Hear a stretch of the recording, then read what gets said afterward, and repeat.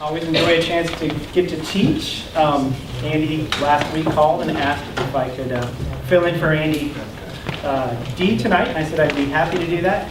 He said Tom would send me where they left off last week and what the next attribute would be. I said, that sounds good, and I got it. I'm like, the will of God. That's great. I started thinking about it. So we've got to deal with the problem of evil, the reality of suffering. Is God responsible for that? Evil governments, is he responsible for that? Nature and the fall of nature and natural disasters, famine, disease, is he responsible for that? The free will of man, is there any freedom at all we have?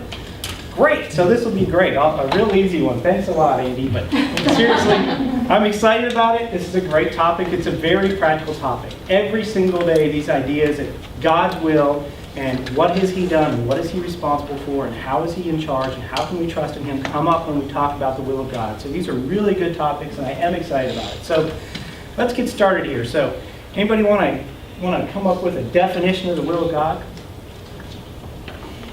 I don't think I would have dived into this one. Whatever God desires to happen will happen, maybe. What do you think? Intends to happen?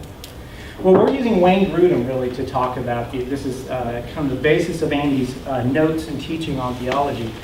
And Grudem defines the will of God as this. He said, God's will is that attribute of God whereby he approves and determines to bring about every action necessary for the existence and activity of himself and all creation. What do you think about that? Sound pretty good? Any problems with Wayne's definition? No? Sounds pretty good. I don't know, I think he's a little weaselly here because it kind of goes around the idea. So the things necessary for the existence and activity of himself doesn't really dive right into the good stuff like, well, what about evil? You know, things like that. But I certainly think there's nothing wrong with that idea. But as you start to dig into the will of God, you start to get into the nitty-gritty details of, well, how does that play out on the ground? And that's some of the things we'll talk about here in a minute, what Scripture tells us about those things. So that's a good one. Are there any, when we think about the will of God, are there any difficulties that immediately come to mind? Is there anything, when you're talking about the will of God, like if you're talking to someone who's not a believer, not a theist, what might they say about the will of God? What are some of their objections that they might come up with? Any thoughts? The problem of pain, why evil exists. Problem of evil and pain, yeah. People going to hell. People going to hell, that's a good one. Yeah, that's in here. We'll get to that too, yeah. Any others? Traditionally, one of the arguments against the existence of God is the idea of the existence, the problem of evil. Theologians sometimes call this the problem of theodicy, God's righteousness or his justice. How can a just God allow evil to occur, those types of things. And it is a tough one. So just to kind of give you a feel for what theologians like to deal with and philosophers, so this idea of the problem of evil. So there's an atheist will present this basic logical problem. If there exists an omnipotent, omniscient, omnibenevolent God, then there could not be evil. Right? Does that make sense? So if there's a God who's completely good, completely powerful, and has complete knowledge, evil could not exist. Right? Does that seem to make sense? Is there a problem with that idea? So if he weren't completely powerful, could evil exist? How would it be the case that evil would exist? Even if he were completely good and had complete knowledge, could evil exist? Right? He's not able to stop it. There's things outside of his control. He doesn't want it to happen. He knows it's going to happen. Nothing he can do. He's powerless to stop it. If he wasn't completely good, is there a problem with evil? No problem with evil at all, right? If he's not completely good. If he's not completely good, he doesn't care whether evil occurs. He's perfectly fine with it. Great. Good is fine. No problem. If he's not completely knowledgeable. So how would that prevent how would that allow evil to occur if he didn't have complete knowledge? If he's completely good and has complete power, why would it matter if he has complete knowledge? When there's still no evil?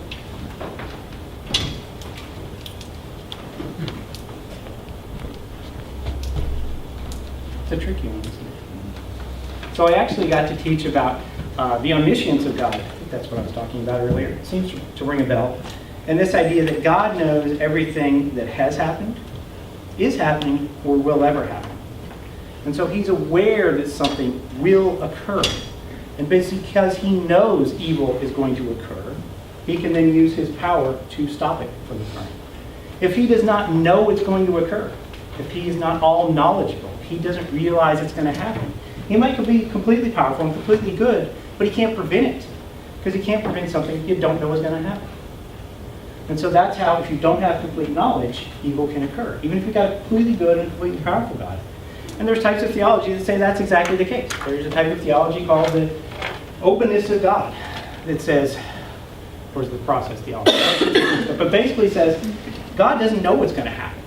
It's kind of a big black box to him. All he can do is respond. It must have a purpose. So if it does have a purpose, what do you think of these three things that maybe we need to rethink? That goodness isn't necessarily being happy all the time. Goodness doesn't necessarily preclude the existence of evil, perhaps. So the fallacy to this is the idea that God could be if God is completely good, evil can't exist. That may not be the case. Maybe his goodness could allow for the existence of evil. What do you think about that? Yeah. Well, he can use evil to bring about good. Yeah. He certainly can. He can use that to bring about good. And that's certainly one of the ways we answer this question, right?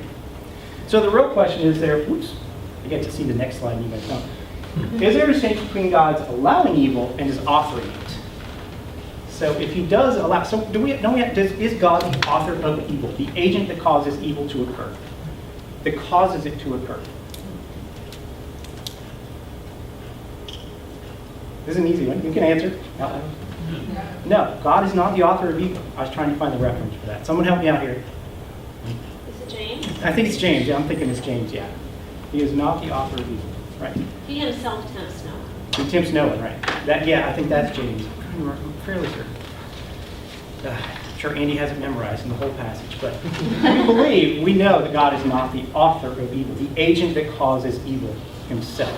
But evil does exist. So there's a difference between his allowing evil to exist and him being the source of that evil. So we believe that to be the case, right? So evil exists because he does allow it, but he's not the author. Yes? So, God allowed Satan to rebel from heaven, and he could have, squashed him. Mm-hmm. So, does God allow Satan so that Satan will do evil? What do you think? In a way, or is that... Does he allow evil? Does he allow Satan and evil, fallen, sinful people to commit evil for a purpose? Is that what you're saying? I mean, it seems like he does. Okay. What do you think? Jay? Wasn't the crucifixion evil? Yeah, we're going to talk about that in a minute. So God Pretty said- evil. God orchestrated the whole thing. Yeah, I mean, Isaiah's pretty clear. He didn't allow it, he planned it. It gave him pleasure to punish his son. Or how about the verse that says, when disaster befalls a city, is it not the Lord that has done it? Why are we saying that God doesn't bring disaster? I mean, disaster is... Right. If a country sacks another country, and the Word of God says it's the Lord that's done it, he uses evil men. His hands are not dirty, but he uses evil men to carry out his will. Right, exactly.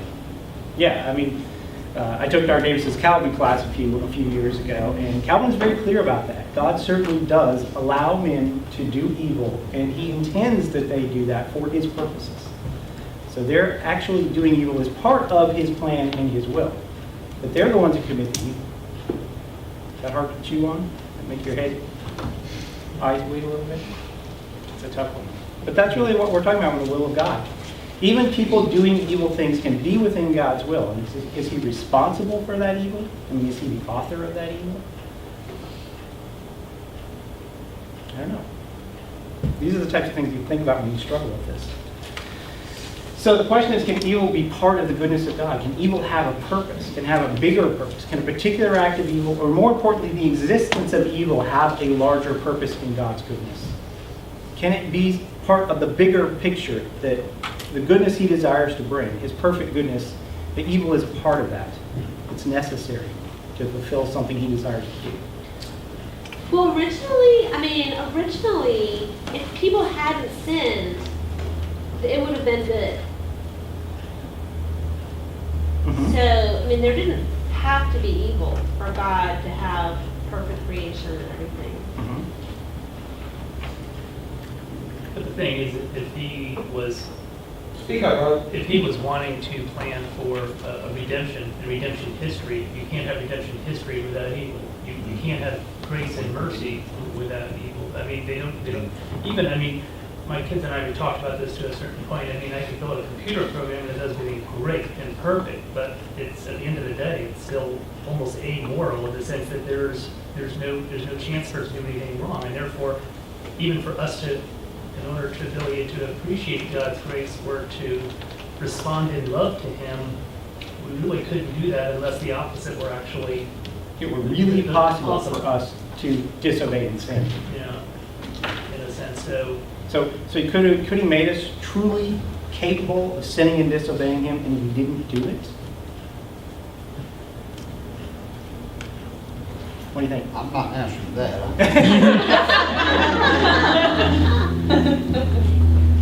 Well, there are angels that didn't.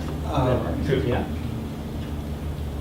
I'm thinking I'm saying he allows evil people to do evil, evil things to happen to people to bring them closer to him or to draw them near to him. Yeah. For those who do draw closer to him, yeah, absolutely.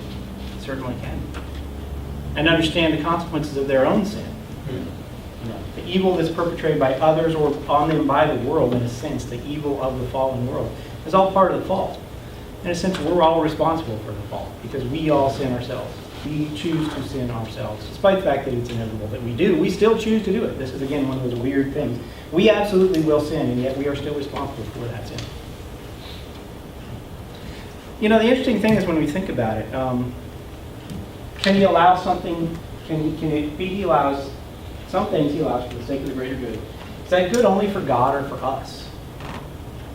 So if the greater good for God is that he has created truly free creatures who are able to obey him or disobey him, some he will ordain that they will obey him, and he will have free creatures who turn to him in love and can have a real relationship with him and redeems them and can redeem them. I mean, that's a good thing for God, but it's good for us too. Certainly for those who are redeemed, it's good, right? When I was thinking, I guess one of the interesting thought questions is it better for Adam and Eve, would have been better for humankind for if Adam and Eve had not fallen and those humans had continued in their unfallen state? Would they be in a better place than those of us who are subject to sin, did sin, and have been redeemed and will be glorified in heaven?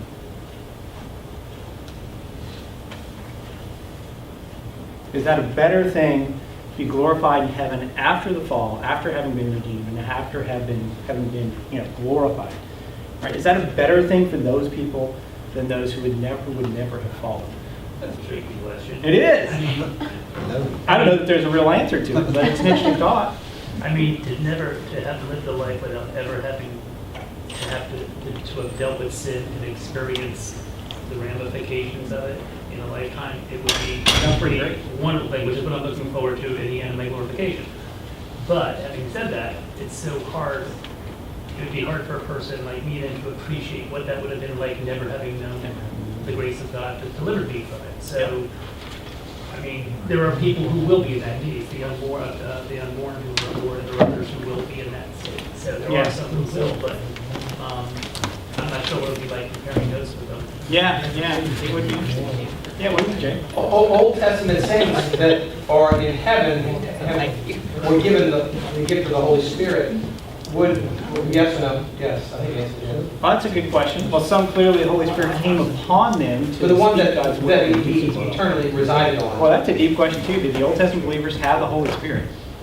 Well, that's the whole thing. But go Yeah, ahead. I mean, we know some Go ahead. lost it, but Yeah. the ones who were the elect kept it. Right.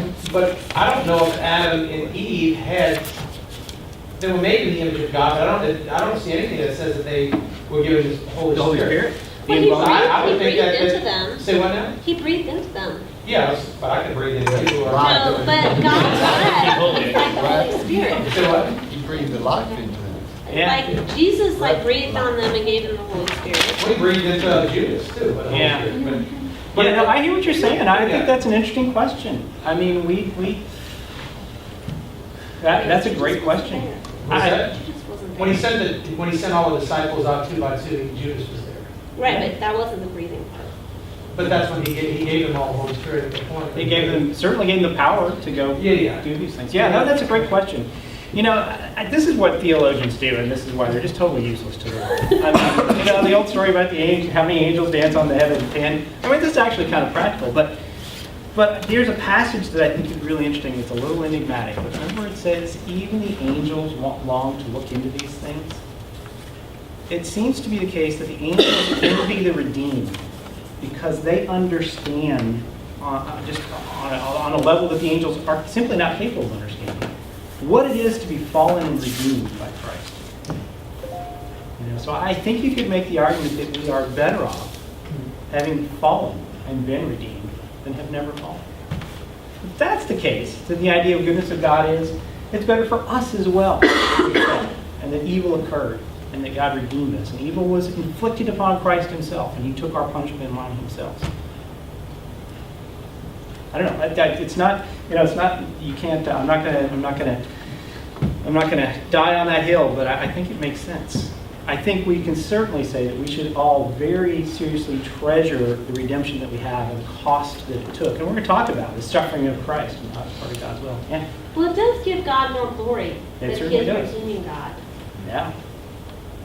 Absolutely. And part of the answer is, if this occurred, if we believe there's a perfectly good God, it had to have been better. Yeah. Whatever occurs has to have been the best because we believe in a perfectly good God. And so it has to have been better. Okay, so let's get into the actual attributes of God. There's some of the specifics of them. So what are the ways in which we see God's will in play? So the idea of in creation and preservation, I think, of the earth, right? The Lord does whatever pleases him in the heavens and on the earth, in the seas and in all their depths. Right? Psalms 135:6. Any arguments there? So every fish that dies, every time, how about this one? Every time a lion eats a gazelle. Part of God's will, right? The Bible. And Revelation is great. When you are worthy, our Lord and God, receive glory and honor and power, for you created all things. And by your will they were created and have their being. So everything that exists. Is that just the people, just the animals? Is it just the earth? Just our solar system? That's everything. You know, I'm just stunned that literally, as much as astrophysics, and we have these space-based telescopes, they still can't find the end of the universe. They keep thinking they found it, and then they get a better telescope, and it's bigger than they thought. Just amazing. I mean, the numbers, I mean, there's billions of galaxies, each with billions of stars. And God created every single piece of that. It's a pretty powerful God. And he controls every single bit of it. Everything that happens, everything that occurs, he's in charge of. Does that sound good? Is that comforting to us? That type of control? So for each of these things, I have to put up a troublemaking question. So, if God's will directs all of creation, is he responsible for natural disasters, disease, and famine? Yes. Responsible? That's kind of a Weasley question. Everything that occurs, he either causes or allows. So he's responsible for everything. But does he cause natural disasters, disease, and famine? Did he cause Hurricane Irma and Hurricane Harvey and Hurricane Maria? He sent those hurricanes there for those purposes. So, is this the way the earth was originally created? We'd have hurricanes and famine and disease and earthquakes. Is the fallen world, the natural disasters we see, part of the fall, or are they just part of the way God created the world? Was the unfallen world not subject to diseases and famines and natural disasters? Correct. It was not. No, there was no death. There were no thorns and thistles. Mm-hmm. That was part of the curse. Yeah? But the natural elements turn violent and aggressive. Against them. But God does say, like he says, who made the blind man blind? I did. Yeah. Yeah. But he's still responsible. He's the one who caused it. There's anyway, this is something that I've done some study and thought about, and eventually I was going to write my THM dissertation on it, but I just haven't gotten to it. About the idea of the fall, and how did the earth fall? What's the nature of the fall of earth? And there's some theologians who are thinking maybe the earth as we currently see it is not necessarily fallen in the sense we think. That it's necessary that, for instance, I mean, there's a lot of practical problems with the idea. I mean, if I wrote my paper, I'd say, whichever position you hold about the fall of the earth. I mean, I'm not talking about the fall of mankind, the introduction of sin and evil committed by man. I'm talking about the earth itself. The title of my paper was going to be The Fall of Nature and the Nature of the Fall. So just think about lions, for instance. So I started reading a book about this, and this theologian said, I grew up on a game reserve in Africa, and so I'd go out and watch the lions. And they are one of the most incredible animals God has created. They are remarkable. I mean, as far as a killing machine, a machine designed to kill and eat another animal, there's nothing like them. I mean, maybe some other cats. Maybe you could argue lion or cheetah, but leopard, tiger. They're remarkable. They're perfectly designed to do this. They seem to be designed to do this. But if that's the case, were they designed by God to do this originally? Well, I think all the animals they all ate green plants until after Noah's Ark. If that is the case, just again, this is what theologians do, cause trouble. Did God unmake the tiger? Did he remake the tiger? Was there a new creation? He probably gave it the capacity, but it was latent. Okay. Well, and that's one way you answer that. But there, some theologians say perhaps we misunderstood the nature of the fall. The nature of the fall is that we were corrupted ourselves and can no longer interact with the earth in the way we were originally designed to. We were called to be stewards of the earth, to basically rule over the earth, right? And they say maybe what that meant is we were able to properly manage the earth. So there wouldn't be famine, and there wouldn't be disease, and we wouldn't be affected by natural disasters because we would know how to take care of the earth so these things would not occur. Interesting. So those are some of the interesting things you think about. What does it mean that the world fell? Are these natural disasters and diseases and famine? God is responsible for them. And the effects of them upon us are certainly the nature because of the fall. I mean, it's clear that the earth has become unhealthy to humanity because of the fall. No doubt about that. But if he is the cause of these natural disasters, you can understand why people are a little angry at God, right? Why did he kill these people? Why would he do this? I mean, innocent people, children, animals. Why would he kill all these animals in a hurricane, in a tornado?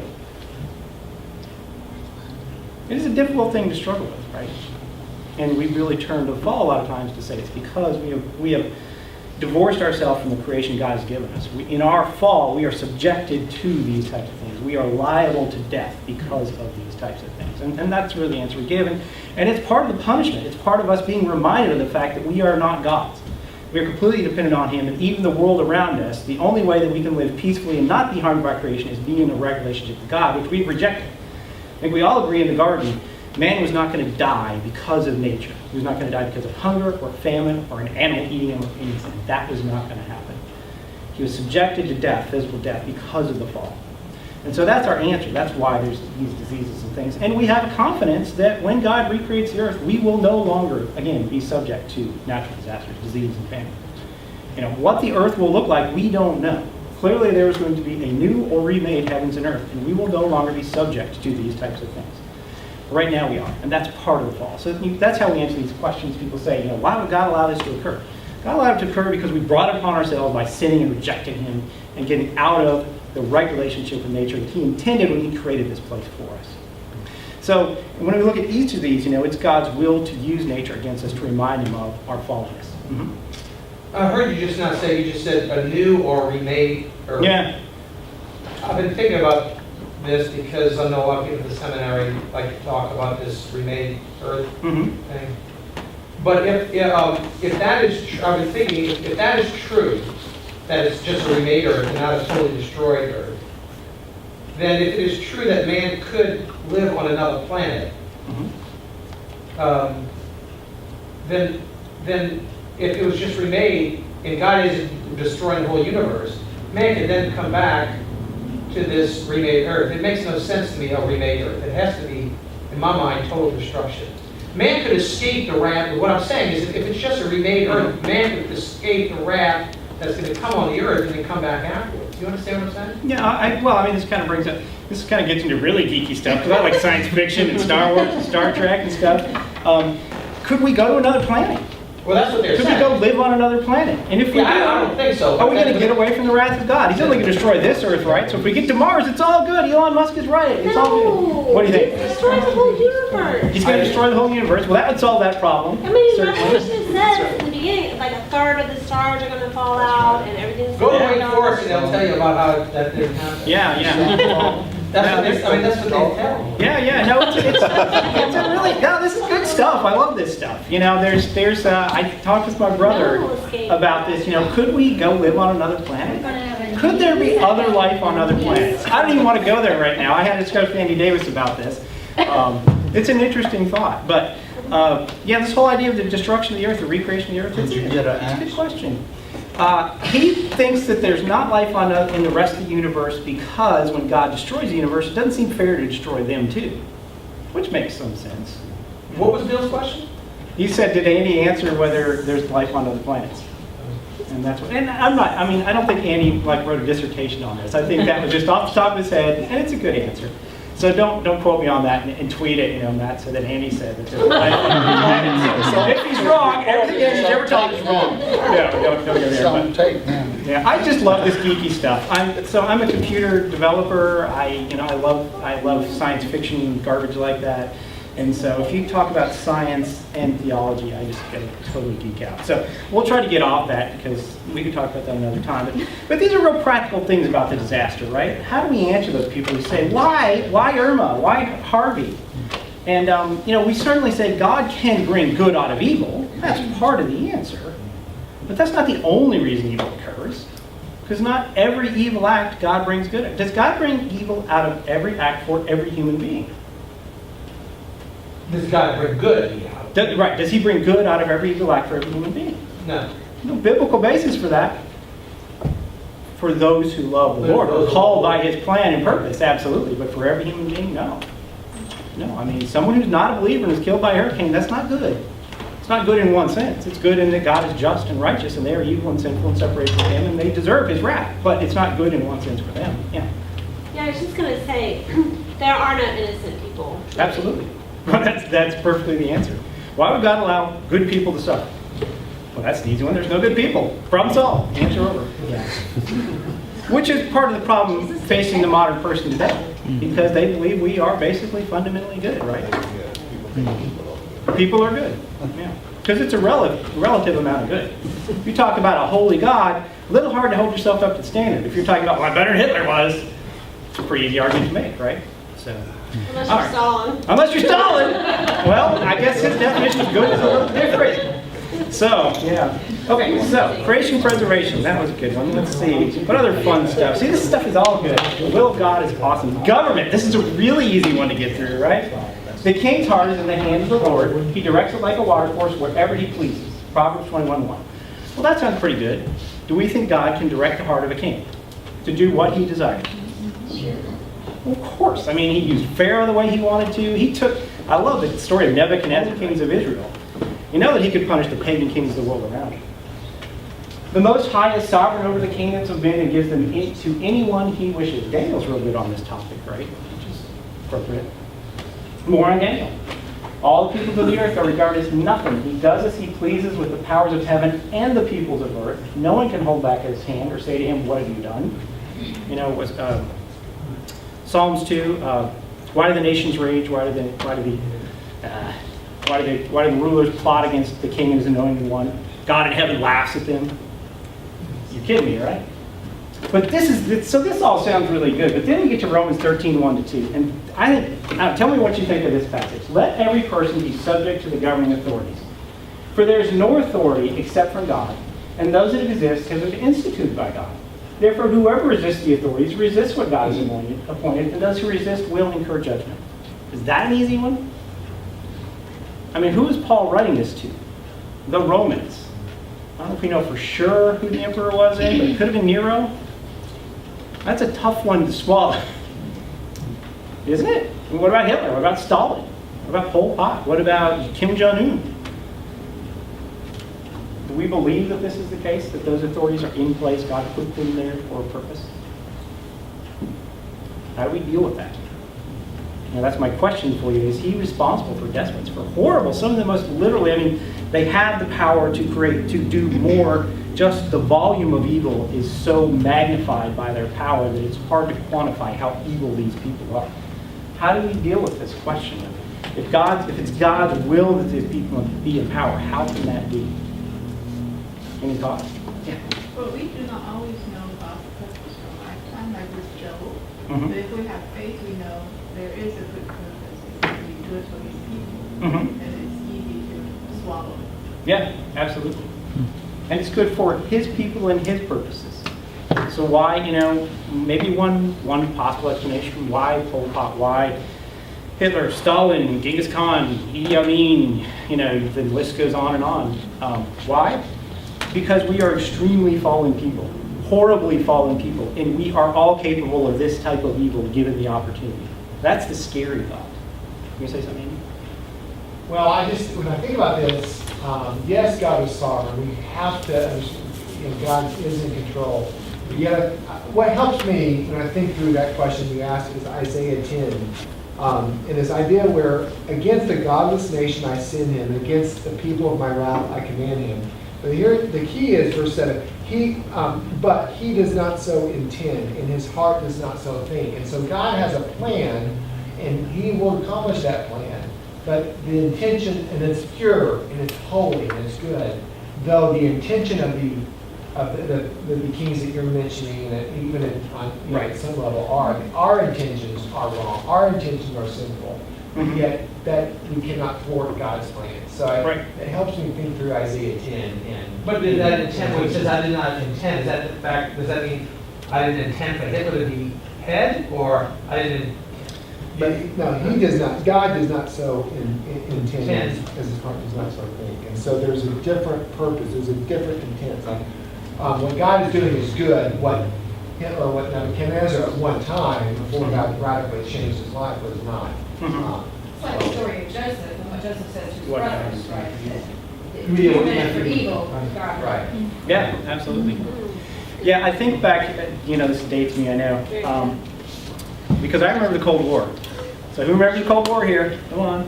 The nuclear drills, all that good stuff. So there was a Soviet dissident named Alexander Solzhenitsyn, who was a poet and philosopher, writer. He was in the gulags in Russia for, decades. And he was released in the 80s, and he came to the U.S. And he came to Harvard. This is a very famous speech he gave at Harvard at the business school, I think, about the nature of evil. And this is in the middle of the Cold War, right? So your expectation at Harvard would be that he would talk about the evil of the Soviet bloc, of the Soviet regime, of communism. And he said there is I should have brought it up, but basically his argument is there's a line that divides good and evil. It's real, it's clear, it's always existed throughout the existence of humanity. That line doesn't lie between nations, it doesn't lie between economic systems or political systems, it lies in the middle of the human heart. On one side is good and on one side is evil, and every single human heart has that line. And it shocked the people at Harvard Business. What are you telling me, that we're evil? Yes, he's saying you are evil. We're all evil, and evil isn't just a government. But when you see a truly evil government, it needs to remind people of the reality of the great evil. And if you think the evil that any of these people did is bad, think of the punishment and the suffering that will occur in hell, because it's far worse than that. The other thing is that God uses these to judge man's pride and hubris. I mean, Hitler came, the story of what happened in Europe, of idealistic, Enlightenment, humanistic Europe, is that leading up to World War I, they thought that they were going to perfect mankind. And this was, they thought, a Christian calling, especially the British. They thought that with reason and knowledge and science and religion that they would perfect mankind. And they would bring the perfection that Britain represented to the entire world. And so their missionaries were not just about the gospel, they were also about Britain and about enlightenment and about science and all these types of things. They thought that they were approaching the perfection of mankind. And then World War I occurred, and Europe was horrified. And it wasn't just Britain. I mean, Germany was one of the great sources of Enlightenment thought, of rationalism, of humanism. And into this comes this horrible war that had no reason or cause. And they literally sent millions of their young men against each other to slaughter each other with no gain, no hope of winning for years. An entire generation in Europe was destroyed for no purpose. And what really died outside of 7 or 10 million, I don't even know the number, young British and German and French and Belgian and everyone else, is idealism. They realized that this idealism, this humanism, was meaningless and hopeless. And so the interwar years were terrible. And then comes Hitler. You thought it was bad to have a meaningless war where you just slaughter each other for no purpose. What about something that's truly, intentionally, purposely evil that tries to wipe out an entire race of human beings spread throughout the earth? And that's a real picture of evil. What do you get from all this? Optimism, humanism, to think that we're going to perfect ourselves. There's a lot of people that realize that's a crazy, vain idea. Now, Europe still persists in their idea that somehow we can perfect mankind, but it's also there's also this kind of malaise of, well, we realize it's really not that good. But it brings man back to himself and realizes, yes, even modern enlightened Europe could do these types of things. Think of the Tower of Babel. Why did God stop them? Could they really build a tower that reaches to heaven? No. Could they really somehow pull God down? I mean, God's got to be laughing, Think you're going to have to go a little higher to get here, because I'm actually not up, you stupid people. I'm not in this universe. But he understood if they worked together, what was the extent of evil they could perpetrate? Vast evil they could perpetrate. That's why he spread them out among languages and divided them so that they wouldn't work together to perpetuate that type of evil. But still, in individual nations, you can see evil on a tremendous, tragic level. So I think that's why sometimes he allows these horrible, horrible leaders and governments to remind us of our own sinful state and how bad it can get, and to turn to him. Even in the middle of Hitler's Europe, people like, who were really almost the only people, not completely, but almost the only people left resisting Hitler in Europe.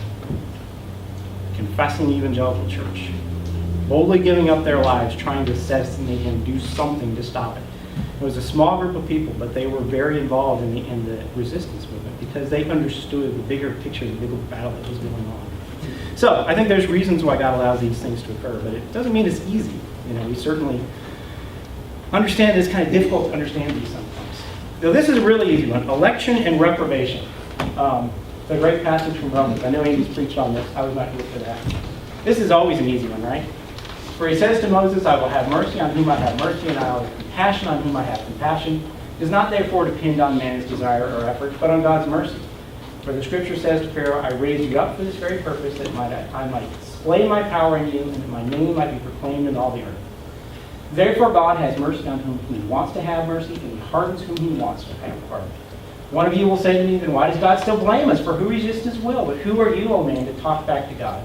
Show what his form, say to who formed it, why do you make me like this? Does not the potter have the right to make out of the same lump of clay some pottery for noble purposes and some for common purposes? And this is one of the classic passages on election and reprobation. God chooses whom he will save, and he chooses whom he will not save. And that is part of his will, that some will be saved and some will not be saved. It's not that there's not an argument about these types of things, about the details of what that really means, but that's what it states. Of course, Ephesians 1:11, in him we were also chosen, having been predestined according to the plan of him who worked out everything in conformity with the purpose of his will. So we were predestined by his will to be saved. It is going to happen. It is inevitable. So, I don't know why that's up there. I think that's in the wrong place. That is definitely in the wrong place. I think I copied something else. So given that, this kind of brings up the idea of free will. What happened to the free will of man? We don't have a right, don't have a will, don't we have the responsibility and the opportunity to choose God or not choose God? This is a simple one, right? No problems there, no disagreement among the church there. So what happened to the free will of man? Were we created with free will? Did Adam not have the ability to choose or not choose God? I think any evangelical would say, yes, he had the ability to choose or not choose God, and he chose not to. So do we not have that same ability? Is it not fair that we can't choose? It's taken out of our hands? Doesn't matter, what we want to do? What do you think? The last pastor gave an interesting way of putting it, and I don't know if he put it completely this way, but I like this. Scripture says that we were blind, right? And now we see. We were dead, and now we're alive. You can't bring a dead man back to life. I mean, you can't heal a dead man. All you can do is bring him back to life. And Scripture's clear on that. But I like this idea of, God opens our eyes to understand. So he is the one who initiates our understanding of the gospel, our understanding of our own sin, our confession. It says the Holy Spirit is the one who convicts me of sin. It is God who opens our eyes. And if he does not open our eyes, we cannot see. It is not possible. But once he has opened our eyes, we will believe. I mean, it would be literally insane not to believe. If you fully understand the gospel, you fully understand your separation from God, you will believe. And so you do what you are destined to do. If you truly understand the gospel, you will come to faith. Does that make any sense? He opens those eyes, but once our eyes are open, we make the decision to follow him. But he's the one who opens our eyes. He's very clear about that. He's the one who initiates that salvation. This is not something that everyone agrees with, of course. You know, there's who will believe we actually choose to believe or not to believe. What's the problem with that idea? Can God's will be supervened? If he chooses us, I mean, Jesus said, all those he has put in my hand, no one can take away. If we put ourselves in his hands, what promise is that we will remain in his hands? What hope do we have that we'll remain in his hands? And those who truly believe in the free will of man, that we choose God, are fully aware of the fact that we can choose not to obey God just as easily after we've chosen to believe him. And so they believe that you can fall from, you basically can choose not to believe after you believed, and you can fall away. And so that's a real problem for those who believe in the perseverance of the saints. So, that's an easy one too. There's really easy topics we go through. How about the suffering of Christ? I mean, this is an incredibly precious thing for us, but we have to think of this as a terribly hard thing to grasp. So, Jesus said, Father, if you are willing, take this cup from me, yet not my will, but yours be done. Right? So he's very clear. It's not just a class, it's just a whole series to think about how Christ and the Incarnation and the Trinity affect our understanding of these classic doctrines of God. They have to. You know, God is not corporeal. He has no body, right? Well, he did when Jesus came. In a sense, he did have a body. He was temporally in this place for a time. So, and this is an interesting one too. You know, how could Jesus say, not my will, but yours? He was God.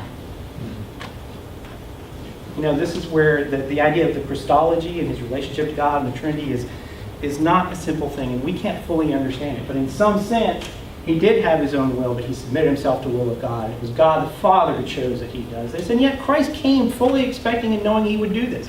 Christ planned before the beginning of time with the Father and the Spirit to do this. And so it's a hard thing to understand. But if Christ was willing to subject himself to the will of God and understand that it was inevitable it will occur, we should certainly do the same, right? I love these two passages in Acts. I've taught through Acts before. I started preaching through it. I just love this. This man, and he is dropping the hammer on the Jews. And this is Peter. I mean, I don't have time to preach that sermon, boy. You know, this is Peter, this fisherman, who's sitting in the middle of Jerusalem, teaching the teachers and the preachers and the leaders and the philosophers there, and dropping the hammer on them and said, this man was handed over to you by God's set purpose and foreknowledge, and you, with the help of wicked men, put him to death by nailing him on the cross. God knew it was happening and intended it for happen. So you're responsible for killing him, but God's still the one who made it happen. You know, it was absolutely his plan for Christ to die. And he actually took all the steps necessary to make it happen. He did everything necessary for Christ to be at that place in that time when this crucifixion would occur. It's just amazing. It says, indeed, Herod and Pontius Pilate met together with the Gentiles and the people of Israel in the city to conspire against your holy servant Jesus, whom you appointed. They did what your power and will had decided beforehand should happen. So you see this strange thing where you did these things. You're responsible for crucifying your Savior and Messiah, the Son of God himself, who demonstrated through his words and his power and everything he did who he was. And yet, it was God's decision that you do this. It was his intention and will that this happened for his own glory. And then Isaiah 53:10, yet it was the Lord's will to crush him and cause him to suffer. And though the Lord makes his life a guilt offering, he will see his offspring and prolong his days, and the will of the Lord will prosper in his hand. I mean, that's just, you know, you wonder about the Jews and wonder why they didn't get Jesus. Well, as we've all said, we wouldn't have got it either. But you read this and go, how could you not read Isaiah 53 and understand what was going to happen to Jesus? Disciples, how could Jesus tell you numerous times he was going to die in the hands of sinful men for their sake, for the sake of mankind, and not realize when he went to be crucified, that's what happened? Why did you run off? Why were you not rejoicing at his feet, understanding that he was sacrificing himself exactly as God predicted in Isaiah 53 he would? They just didn't get it. Why didn't they get it? God didn't open their eyes yet, right? He had not revealed to them what his will was and what was going to happen. So, question. How does God allow the ultimate... Is the death of Christ, is it not the ultimate evil ever committed? Could there be anything more evil than the death of Christ? Could there be anything more evil than the crucifixion of Christ? I mean, what do we think is evil? We say evil is the infliction of pain or suffering or something upon an innocent person, right? Well, we've agreed there are no innocent people. But there was one innocent person. I mean, he was innocent in that he never committed a sin as a human being. But he was also God himself, the Son of God, pre-existent with God from the beginning of time. And he allowed human beings to kill him. I mean, that's just, we do not have a way to fathom that. Took my theology class with Dr. Hammett, and at the end of the class, he read from The Cross of Christ by John Stott. And there's this picture of all these people coming to lodge their protests against God. And there was an African-American man who was lynched in the South. And there was a Jew who was killed at the Holocaust. And just this litany of people, severely disabled children, and just all these people with these terrible things that have happened to them. They come to Christ and they come to God and say, how dare you? How could you do this to me? And he said, my son died on the cross. He suffered just as you did, and I punished him for that. And he took the sin upon himself for what you did. You've never suffered anything worse than he suffered. And that's how I do it. The cross means everything. It's what makes, without the cross, it's really hard to explain God without the cross. That's why we're Trinitarians. That's why we believe in Christ. And it was God's will to make this happen. From before the beginning of time, I mean, it just makes your head explode. Before he created the entire universe, and before he created mankind, he knew exactly what was going to happen. Scripture is very clear about this. Before the creation of the world, this was the plan.